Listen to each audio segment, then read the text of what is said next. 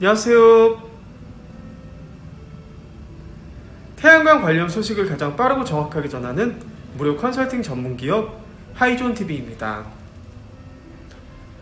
호남은 풍부한 일조량과 광활한 평화로 인해 태양광 사업의 최적지로 주목받아 왔습니다. 특히 역대 최악의 폭염을 기록한 이번 여름에 큰 전력 대란 없이 넘어갈 수 있었던 건 역시 전체 발전량의 17%를 차지한 태양광의 역할이 매우 컸습니다.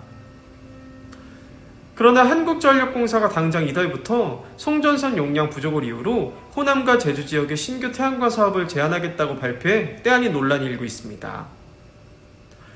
이는 단기적으로 불가피한 선택일 수도 있으나 장기적인 관점에서 볼 땐 아쉬운 결정이 아닐 수 없습니다.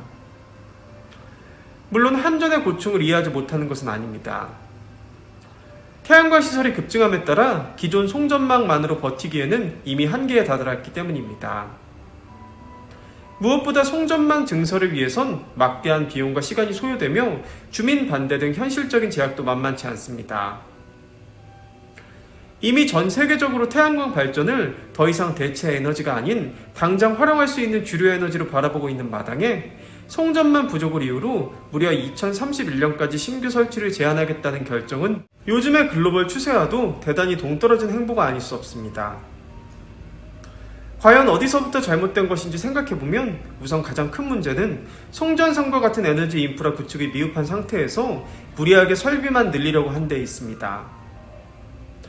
재생에너지 자체가 분산형 에너지원으로 송전선을 통해 멀리 실어나르는 것보다 생산지 인근에서 바로 소비할 때 이점이 큰 에너지임에도 기존 화력이나 원자력 발전에 적합한 중앙 집중식 발전 방식과 동일하게 다뤄오다 보니 결국 이러한 문제에 다다르게 된 것입니다.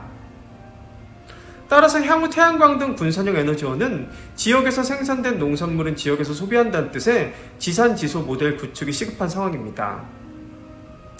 또한 재생에너지의 약점으로 지적되어 온 가능성을 보완하고 더 효율적으로 사용하기 위한 에너지 저장 기술 개발과 스마트 그리드 구축에도 박차를 가해야 할 것입니다.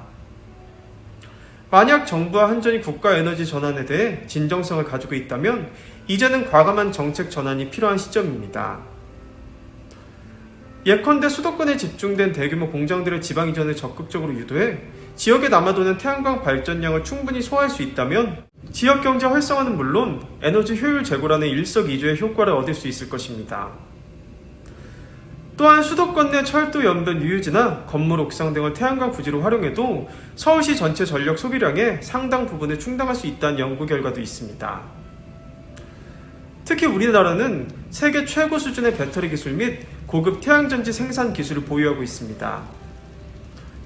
이러한 하이테크놀로지를 갖춘 국가에서 송전선 용량 부족이라는 단순한 이유로 재생에너지 확대에 제동을 거는 것은 참으로 모순적인 행태가 아닐 수 없습니다. 현 시점에 우리 사회에 필요한 것은 과감한 도전 정신과 미래를 내다볼 줄 아는 통찰력입니다.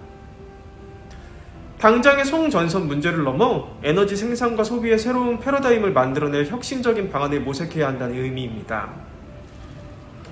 이를 위해선 지역 특성에 맞는 분산형 에너지 시스템의 구축과 도시 인프라를 활용한 창의적인 발전 방식을 도입하는 등 보다 종합적인 접근이 필요합니다.